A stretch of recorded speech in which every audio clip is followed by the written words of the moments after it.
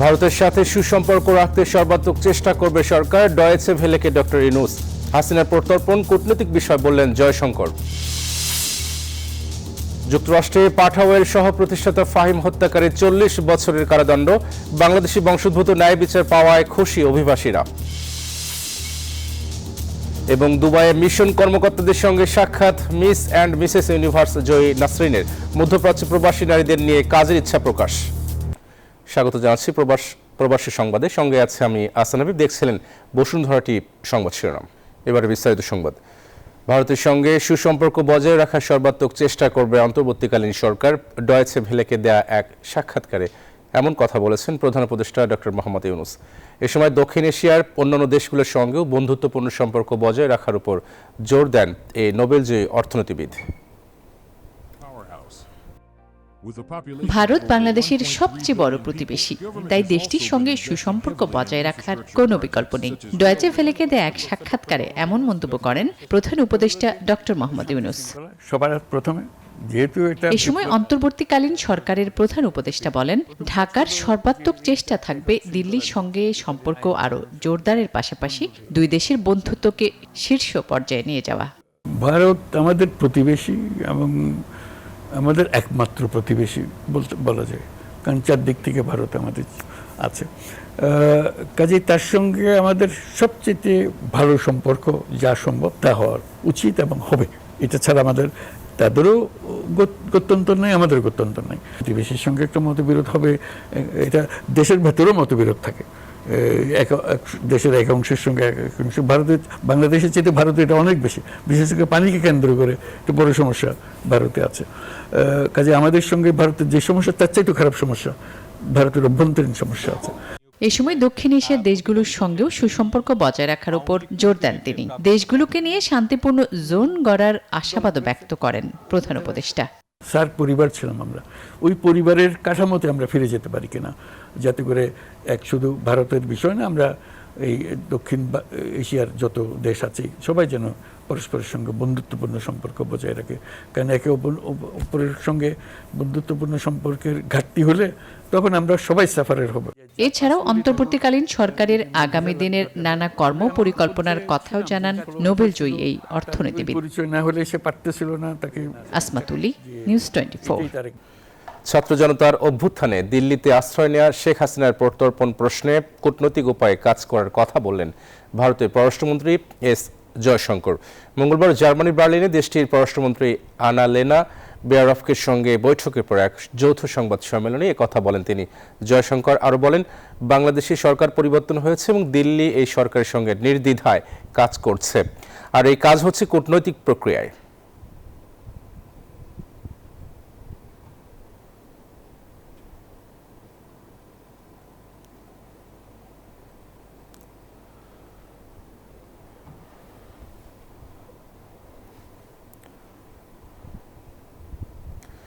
বাংলাদেশি বংশোদ্ভূত নাগরিক এবং প্রযুক্তি উদ্যোক্তা যুক্তরাষ্ট্রে পাঠাওয়ের সহ প্রতিষ্ঠাতা ফাহিম সালেহর হত্যাকারী টাইরেস হাসপিল দোষী সাব্যস্ত হয় 40 বছরের কারাদণ্ড দিয়েছেন ম্যানহাটন আদালত। 25 বছর বয়সী টাইরেস হাসপিল ফাহিম সালেহর ব্যক্তিগত সহকারী ছিলেন। ফাহিম ন্যায় বিচার পাওয়ায় খুশি অভিবাসী বাংলাদেশিরা। নিউ ইয়র্ক অঙ্গরাজ্যের সুপ্রিম কোর্ট জুরি ফাহিম হত্যাকাণ্ডে তার সহকারী হাসপিলকে দোষী সাব্যস্ত করার 2 মাস পর তার বিরুদ্ধে 40 বছরের সাজা ঘোষণা করা হলো। কৌশলীরা জানান, ফাহিমের প্রায় $4 লাখ আত্মসাৎ করেছিলেন হাসপিল। এটা লুকাতে ফাহিমকে হত্যা করেন তিনি, কারণ এর আগেও চুরির ঘটনায় তাকে ক্ষমা করে সতর্ক করেছিলেন ফাহিম। বাংলাদেশি বংশোদ্ভূত যুক্তরাষ্ট্রের নাগরিক ফাহিম সালে রাইড শেয়ারিং প্ল্যাটফর্ম পাঠাওয়ের সহ প্রতিষ্ঠাতা ও তথ্য প্রযুক্তি খাতের উদ্যোক্তা ছিলেন।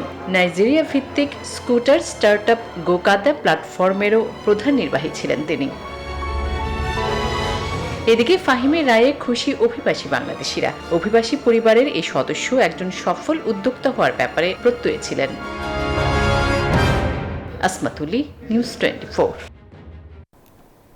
সংযুক্ত আরব আমিরাতে অনুষ্ঠিত মিস অ্যান্ড মিসেস ইউনিভার্স প্রতিযোগিতার সেরা সুন্দরী খেতাব বিজয়ী নাসরিন সুলতানা কুইন দুবাইয়ে বাংলাদেশ মিশন কর্মকর্তাদের সাথে সাক্ষাৎ করেছেন। এ সময় মধ্যপ্রাচ্যে প্রবাসী নারীদের নিয়ে কাজ করার আগ্রহ প্রকাশ করেন। মিশন কর্মকর্তাদের সহযোগিতা চেয়েছেন এই সুন্দরী। আমিরাত থেকে মামুন মাহিনের পাঠানো তথ্যচিত্রে ডেস্ক রিপোর্ট। সম্প্রতি বিশ্বের ৬২টি দেশের ১০০ জন নারী সুন্দরীদের নিয়ে অনুষ্ঠিত হয়েছে মিস অ্যান্ড মিসেস ইউনিভার্স ২০২৪। এই প্রতিযোগিতায় মিসেস হিসেবে সেরা সুন্দরীর খেতাব পেয়েছেন বাংলাদেশের Glamour girl Nasrin Sultana queen. দেশের পক্ষে মুকুট বিজয়ের পর এই সুন্দরী প্রথমবারের মতো দুবাইয়ে বাংলাদেশ মিশনে হাজির হন। এ সময় তিনি বাংলাদেশের মিশন কর্মকর্তাদের সাথে আলাপকালে দুস্থ মানবতা এবং প্রাণী সম্পদ নিয়ে কাজ করে যাওয়ার আগ্রহ প্রকাশ করেন। আমি আমার জায়গা থেকে যতটুকু সম্ভব বন্যায় ক্ষতিগ্রস্ত লোকদেরকে আমি হেল্প করব। নারীদেরকে এগিয়ে যাওয়ার জন্য, উদ্যমী নারীদের জন্য বিভিন্নভাবে সহায়তা করে থাকেন। আমি চাই তাদেরকে সাথে নিয়ে বাংলাদেশের নারীদেরকে সহায়তা করতে। বাংলাদেশ কনসুলেট জেনারেল এবং ব্যক্তিগতভাবে তার যে এই যে জার্নি, এই যাত্রার পথে যেখানে আমাদের সহায়তা প্রয়োজন হয় না কেন, ঠিক আছে, আমরা সবসময় তাকে এনকারেজ করি, তাকে উৎসাহ দিই, সেজন্য অনেক দূর যেতে পারে, আরো ভালো করতে পারে। নাসরিন সুলতানা কুইন শুধুমাত্র মিসেস ইউনিভার্স নির্বাচিত হয়েছে তা নয়, মধ্যপ্রাচ্য দেশ সংযুক্ত আরব আমিরাতের একজন সফল নারী উদ্যোক্তা হিসেবেও বেশ পরিচিত। তিনি প্রাণী সম্পদের যত্ন নিয়েও ব্যাপক কাজ করেছেন। আগামীতে তিনি প্রাণীকুলের পাশাপাশি আন্তর্জাতিকভাবে বাংলাদেশি নারীদের অগ্রগামী করতে গ্লোবাল প্ল্যাটফর্মগুলো কাজে লাগাতে চান Mrs universe. Chandrani Chandra, news 24। যুক্তরাজ্যের টাওয়ার হ্যামলেটসের নতুন প্রস্তাবিত আউট অফ লন্ডন পলিসি বাতিল করা হয়েছে। সম্প্রতি কাউন্সিলের ক্যাবিনেট মিটিংয়ে পলিসিটি বাতিলের সিদ্ধান্ত হয়। বিষয়টি নিয়ে মানুষের কাছে ভুল তথ্য প্রচারের অভিযোগ করেছেন নির্বাহী মেয়র লুৎফুর রহমান। বর্তমানে ইউকের কাউন্সিলগুলোর হোমলেসনেস ব্যয় দ্বিগুণ হয়ে 2.44 বিলিয়ন পাউন্ডে দাঁড়িয়েছে। বাড়িঘরের তীব্র ঘাটতি এবং সংশ্লিষ্ট আর্থিক চাপের কারণে টাওয়ার হ্যামলেটস কাউন্সিল কয়েক মাস আগে লন্ডনের অন্যান্য কাউন্সিলের সাথে সামঞ্জস্য রেখে তার বাসস্থান প্লেসমেন্ট নীতি পর্যালোচনা করেন। শুধু লন্ডন নয়, গোটা ইংল্যান্ডের অন্যান্য টাওয়ার হ্যামলেটসেও হাউজিং স্বল্পতার সংকট প্রকট আকার ধারণ করেছে। বর্তমানে প্রায় 21,000 পরিবার অপেক্ষামান তালিকায় রয়েছে।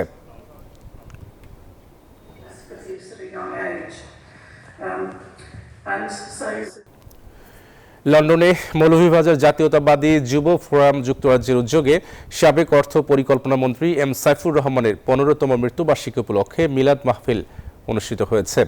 এতে উপস্থিত ছিলেন বিএনপি চেয়ারপারসনের উপদেষ্টা মাহিদুর রহমান, যুক্তরাজ্য বিএনপির প্রধান উপদেষ্টা শায়েস্তা চৌধুরী কুদ্দুস, আন্তর্জাতিক বিষয়ক কমিটির সদস্য কাউন্সিলর ওয়াহিদ আহমেদ, যুক্তরাজ্য যুবদলের সাবেক সাধারণ সম্পাদক সোয়ালেহিন করিম চৌধুরী সহ সংগঠনের নেতৃবৃন্দ। পরে London Excel, tutor, A level, GCSE ও সেটস পরীক্ষায় ভালো ফলাফলকারী কৃতী শিক্ষার্থীদের সংবর্ধনা দেওয়া হয়। এ সময় কৃতী ছাত্রছাত্রীদের হাতে ক্রেস্ট ও সার্টিফিকেট তুলে দেন অতিথিরা।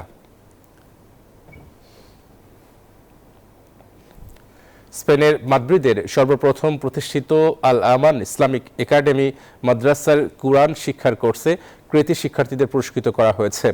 এই কোর্সে অংশ নেয় শতাধিক ছাত্রছাত্রী। দিনব্যাপী অনুষ্ঠানে হামদ, নাত, গজল এবং কোরআন পাঠের মনোমুগ্ধকর পরিবেশনা ছিল।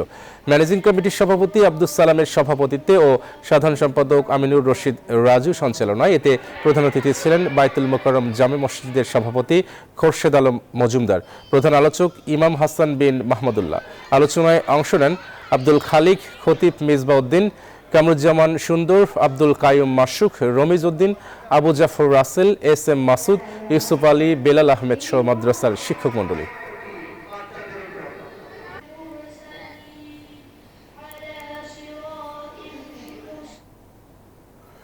দর্শক, প্রবাসী সংবাদে নিচ্ছে বিরতি, সাথে থাকুন।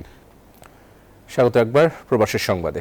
মধ্যমায়ের দেশে রূপান্তরের পর যে চ্যালেঞ্জ আসবে তা মোকাবেলার প্রস্তুতি রাখতে ব্যবসায়ীদের প্রতি আহ্বান জানিয়েছেন অন্তর্বর্তী সরকারের প্রধান উপদেষ্টা ডক্টর মোহাম্মদ ইউনূস।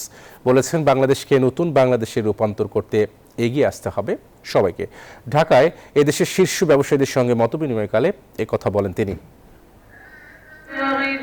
দেশের ব্যবসা বাণিজ্য পরিস্থিতি নিয়ে আলোচনা করতে শীর্ষ ব্যবসায়ী সংগঠনগুলোর সঙ্গে প্রধান উপদেষ্টার এই মতবিনিময় সভা। নতুন বাংলাদেশ গড়ার যে সুযোগ তৈরি করেছে ছাত্র জনতা তা কাজে লাগাতে ব্যবসায়ীদের প্রতি আহ্বান জানান তিনি।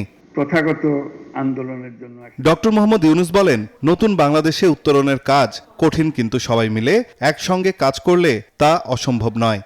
তাদের প্রাণের ফলে আমরা একটা নতুন সুযোগ পেলাম। এই সুযোগ না আসলে আমাদের যে পতন ধরেছিল, সে পতন থেকে আমাদের মুক্তির কোনো চিহ্ন দেখা যাচ্ছিল না। আর পতন নয়, আমরা সুস্থ জাতি হিসেবে, সবল জাতি হিসেবে দাঁড়াতে চাই। তোমার প্রাণের বিনিময়ে তুমি আমাদেরকে সুযোগ করে দিয়েছ, যে সুযোগ আমাদের কাছে ক্রমেই বন্ধ হয়ে আসছিল। সেই সুযোগ নিয়ে আমি তোমার স্বপ্ন বাস্তবায়ন করব। নিজস্ব ব্যবসার পাশাপাশি সামাজিক ব্যবসার প্রতি মনোযোগী হতে ব্যবসায়ীদের প্রতি আহ্বান জানান প্রধান উপদেষ্টা। যা ব্যবসা করেন, টাকা পয়সা করেন, অসুবিধা নেই, পাশে একটা সামাজিক ব্যবসা করেন। কি জন্য করবেন? আপনার গ্রাম, আপনার থানা, আপনার উপজেলা, সেখানে মানুষের খাবার পানির যদি অভাব থাকে, আপনি একটা কাজ করবেন যাতে খাবার পানি মানুষে পায়, বিশুদ্ধ পানি পায়, চিকিৎসার সুযোগ পায়। সরকারের উপর কেন ভরসা করে বসে থাকেন? প্রধান উপদেষ্টা বলেন, রাষ্ট্র সংস্কারের সুযোগ এসেছে জাতির সামনে, তা বারবার পাওয়া যাবে না, তাই এ সুযোগ কাজে লাগাতে হবে। এই লক্ষ্যে তারা রাস্তায় নেমে নাইম আলচিকো, নিউজ 24, ঢাকা। অর্জন করবে। মধ্যমায়ের দেশে রূপান্তরের পর আন্তর্জাতিক সুযোগ সুবিধা বন্ধ হয়ে যাবে। ব্যবসায়ীদের একথা স্মরণ করে দিয়ে অর্থ উপদেষ্টা বলেছেন, এই পরিস্থিতিতে বাড়াতে হবে উৎপাদন।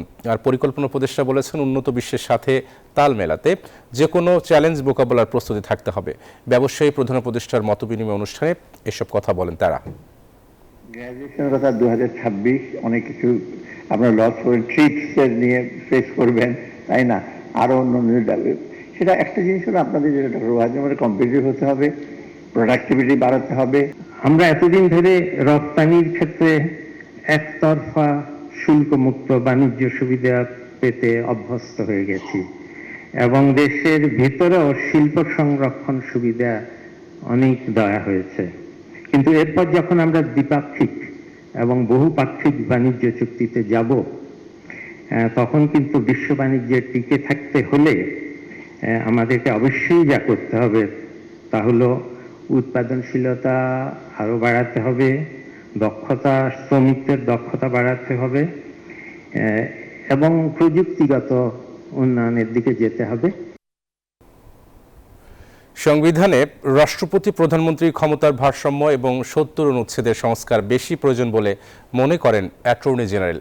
আর সংবিধান নতুন করে লেখার চেয়ে আদালতের মাধ্যমে সংশোধন করাই এই মুহূর্তে সহজ সমাধান বলে মত দিয়েছেন আইন বিশ্লেষকরা। বলছেন, সংশোধনীর মাধ্যমে গণ অভ্যুত্থানের মূল আকাঙ্ক্ষার প্রতিফলন ও বিতর্কিত ধারাগুলো বাতিল করার সুযোগ রয়েছে।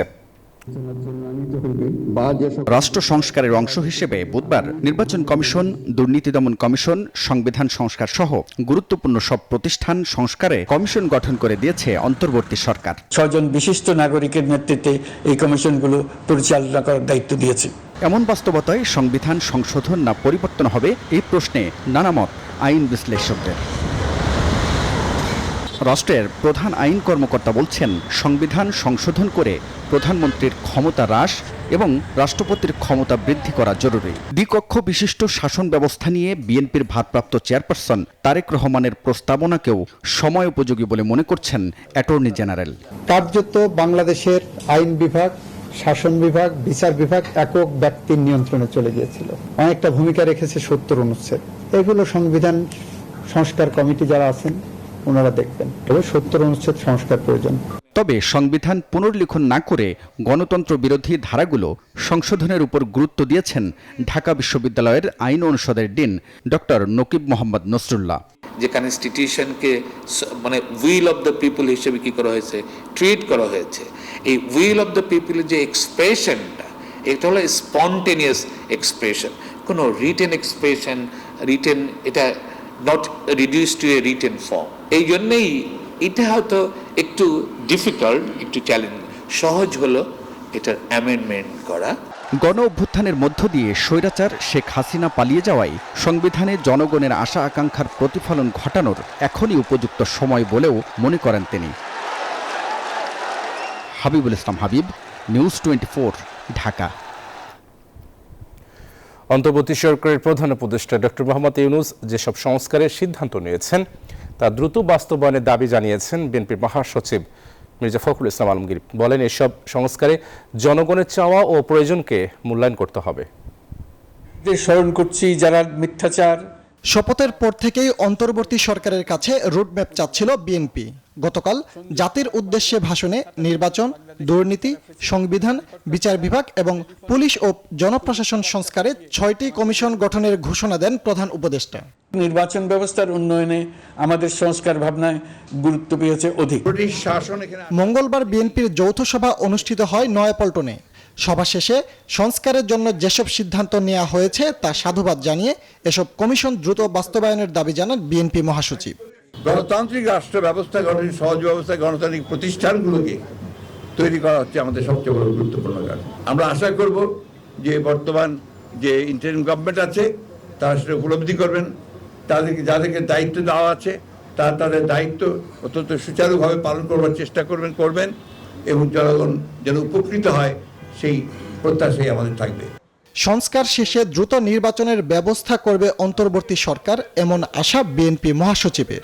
গণতন্ত্রের জন্য জনগণের প্রতিনিধিদের শাসন, তাদের পরিচালনা, তাদের শাসন, জনগণের নির্বাচিত পার্লামেন্ট দিয়ে দেশ চলবে, সেই বিষয়টা যেন আপনার অবশ্যই দ্রুততার সঙ্গে আপনার সমাপ্ত হয়, সেটাই আমাদের প্রত্যাশা থাকবে।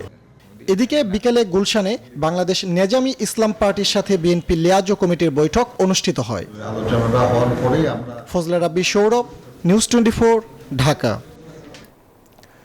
শহীদদের চূড়ান্ত তালিকা না হওয়ায় 14 সেপ্টেম্বর হচ্ছে না স্মরণ সভা। চূড়ান্ত তালিকা হওয়ার পর তারিখ ঠিক হবে বলে জানিয়েছেন তথ্য উপদেষ্টা নাহিদ ইসলাম। তিনি আরও জানান, সাংবাদিকদের বিরুদ্ধে ঢালাও হত্যা মামলা সরকার সমর্থন না করলেও জুলাই হত্যাকাণ্ডের সাথে জড়িতদের অবশ্যই বিচার হবে। 1 জুলাই থেকে 5 আগস্ট এই 36 দিনে ছাত্র জনতার গণ অভ্যুত্থানের ঘটনায় সারা দেশে প্রাথমিক হিসেবে মারা গেছেন 728 জন, আহত হয়েছেন 20,778 জন। স্বাস্থ্য মন্ত্রণালয় করা এই তালিকা এখনো চূড়ান্ত হয়নি, তাই 14 তারিখ ছাত্র জনতার আন্দোলনে শহীদদের স্মরণ সভা স্থগিত হয়েছে। তথ্য উপদেষ্টা নাহিদ ইসলাম সচিবালয় সংবাদ সম্মেলনে জানান, শহীদদের তালিকা চূড়ান্ত হলে স্মরণ সভার পরবর্তী তারিখ ঠিক করা হবে। এখন পর্যন্ত পাওয়া তথ্য অনুযায়ী জুলাই বিপ্লবে 5 সাংবাদিক নিহত এবং 98 জন আহত হয়েছেন। তালিকাটা যেহেতু অনগোয়িং, সেজন্য 14 তারিখেই স্মরণ সভাটি করা হচ্ছে না। মূলত তালিকাটি আরও চূড়ান্ত হলে এই তালিকার উপর ভিত্তি করে আমরা শহীদদের স্মরণ সভাটি আয়োজন করব।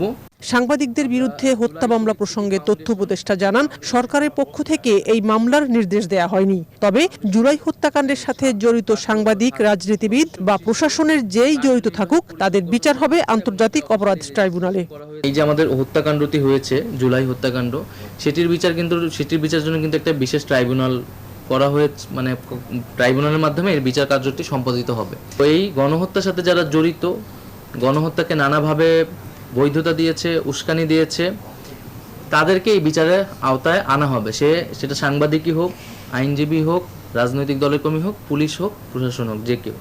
তথ্য উপদেষ্টা জানান, ডক্টর মোহাম্মদ ইউনূসকে সভাপতি এবং মুগ্ধর ভাই স্নিগ্ধকে সাধারণ সম্পাদক করে 7 সদস্যের জুলাই শহীদ স্মৃতি ফাউন্ডেশন গঠন করা হয়েছে। অফিশিয়াল নেম হচ্ছে জনাব মীর মাহবুব শানাজি ইয়াসমিন, নিউজ 24 ঢাকা। দর্শক, প্রবাসী সংবাদে নিচ্ছে আরও একটা বিরতি, সাথে থাকুন। স্বাগত একবার প্রবাসী সংবাদে। খিলগাঁও থানায় দায়ের করা ছাত্রদল নেতা নুরুজ্জামান জনি হত্যা মামলায় পুলিশের সাবেক মহাপরিদর্শক চৌধুরী আবদুল্লাহ আল মামুনকে গ্রেফতার দেখানো হয়েছে। একই মামলায় জাসদ সভাপতি হাসানুল হক ইনু, ওয়ার্কার্স পার্টির সভাপতি রাশিদ খান মেনন ও সাবেক আইসিটি প্রতিমন্ত্রী জুনায়েদ আহমেদ পলককেও গ্রেফতার দেখানো হয়। পরে তাদের জেল হাজতে পাঠিয়েছেন আদালত। আন্দোলন চলাকালে সাভারের আশুলিয়ায় কয়েকজনকে গাড়িতে পুড়িয়ে হত্যার ঘটনা আলোড়ন তোলে দেশ জুড়ে। এই ঘটনার প্রধান মাস্টারমাইন্ড বলা হয় অতিরিক্ত পুলিশ সুপার আবদুল্লাহিল কাফিকে। এর আগে হাজারীবাগ থানার একটি মামলায় রিমান্ডে ছিলেন তিনি। ওই মামলায় রিমান্ড শেষে তাকে আদালতে তোলা হয়। এ সময় আশুলিয়ার ঘটনায় হত্যা মামলায় তাকে গ্রেফতার দেখিয়ে রিমান্ড চায় পুলিশ। আদালত তার 4 দিনের রিমান্ড মঞ্জুর করেন। রাষ্ট্রপক্ষের বক্তব্য শুনে ঘটনার প্রেক্ষিতে যে বর্ণনা, ভিডিও ফুটেজের যে পর্যালোচনা এবং আমাদের যে দরখাস্ত সাবমিশন ছিল, সার্বিক বিষয় বিবেচনা নিয়ে বিজ্ঞ আদালত সন্তুষ্ট হয়ে এই আসামির বিরুদ্ধে 4 দিনের রিমান্ড মঞ্জুর করেন। এদিকে বৃহস্পতিবার রিমান্ড শেষে সাবেক মহাপরিদর্শক চৌধুরী আব্দুল্লাহ আল মামুন, রাশেদ খান মেনন, ইনু ও পলককে আদালতে হাজির করা হয়। পরে তাদের কয়েকটি মামলায় গ্রেফতার দেখানো হলেও রিমান্ড না দিয়ে কারাগারে পাঠানোর নির্দেশ দেন আদালত। রাষ্ট্রপক্ষেও জামিনের বিরোধিতা করেছি যে আসামিরা জঘন্যতম গণহত্যার সঙ্গে জড়িত, তাদের নেতৃত্বে ছাত্র জনতার উপর গুলি করে নির্মমভাবে ছাত্র জনতাকে হত্যা করা হয়েছে। এই আসামিরা যদি জামিন মুক্তি পায় তাহলে দেশে বিশৃঙ্খলা সৃষ্টি করবে। আসামি পক্ষের আইনজীবীরা বলছেন, একই আসামিকে বারবার রিমান্ড আবেদন করা মানবাধিকারের লঙ্ঘন। রাজনৈতিক কারণে এই মামলাগুলি একের পর এক মামলাগুলো করে যাচ্ছে। এতে করে আমরা মনে করি কনস্টিটিউশন লঙ্ঘন হচ্ছে, মানবাধিকার লঙ্ঘন হচ্ছে, আইন এবং জুডিশিয়ালের যে মানুষের আস্থা বিশ্বাস সেটা মানুষ হারিয়ে ফেলছে। হাসিনা সরকারের পতনের পর বিভিন্ন সময় তাদের গ্রেফতার করে পুলিশ। জুবায়ের সানি, নিউজ 24, ঢাকা। এবার জানাবো খেলার সংবাদ। পাকিস্তানকে টেস্টে হোয়াইট ওয়াশ করায় টাইগার ক্রিকেটারদের সংবর্ধনা দিয়েছেন অন্তর্বর্তী সরকারের প্রধান উপদেষ্টা ডক্টর মোহাম্মদ ইউনূস। শান্ত মুশফিকদের সংবর্ধনা দেওয়ার পর এই জয়কে ঐতিহাসিক বলে জানান প্রধান উপদেষ্টা। অনুষ্ঠানে উপস্থিত ছিলেন বিসিবি সভাপতি ফারুক আহমেদ ও যুব ক্রীড়া উপদেষ্টা আসিফ মাহমুদ সজীব ভুঁইয়া। পাকিস্তানের বিপক্ষে যা কখনো হয়নি সেটাই তাদের মাটিতে করে দেখিয়েছে নাজমুল শান্তের দল। পাকিস্তানকে টেস্টে কখনো হারাতে না পারা বাংলাদেশ রাওয়ালপিন্ডিতে স্বাগতিকদের হোয়াইট ওয়াশ করেছে। এমন জয়ের পর বাংলাদেশের অন্তর্বর্তী সরকারের প্রধান উপদেষ্টা ডক্টর ইউনূসের কাছ থেকে অভিনন্দন বার্তা পৌঁছে যায় প্রায় 2204 কিলোমিটার দূরে পাকিস্তানে। তখনই প্রধান উপদেষ্টা বলে রেখেছিলেন টাইগার ক্রিকেটাররা দেশে ফিরলে সম্বর্ধনা দেবেন। বৃহস্পতিবার দুপুরে তেজগাঁয়ে প্রধান উপদেষ্টার কার্যালয়ে শান্ত মুশফিকদের সম্বর্ধনা দিয়েছেন। খেলোয়াড়দের সঙ্গে ট্রফি হাতে ছবিও তুলেছেন। ক্রীড়াপ্রেমী ডক্টর মোহাম্মদ ইউনূস এই জয়কে বলছেন ঐতিহাসিক। আমি জয়ের পরপরই অধিনায়কের সঙ্গে কথা বলেছি, কিন্তু তোমাদের সবার সাথে দেখা করে পুরো জাতির পক্ষ থেকে অভিনন্দন জানাতে অধীর আগ্রহে অপেক্ষায় ছিলাম। বিসিবির সভাপতি ফারুক আহমেদ ও যুব ক্রীড়া উপদেষ্টা আসিফ মাহমুদ সজীব ভুঁইয়ার উপস্থিতিতে এমন সম্বর্ধনা পেয়ে ক্রিকেটাররাও আনন্দিত। অন্যদিকে ভারতগামী দলের সঙ্গে মিরপুরে বৈঠক করেন বিসিবি সভাপতি। সেখানে উপস্থিত ছিলেন টাইগারদের সাবেক অধিনায়ক তামিম ইকবালও। সুখন সরকার, নিউজ 24, ঢাকা। দর্শক, ছিল প্রবাসী সংবাদ। আরো সংবাদ ও বিশ্লেষণ জানতে ভিজিট করুন news24bd.tv। এতক্ষণ সাথে থাকার জন্য ধন্যবাদ সবাইকে।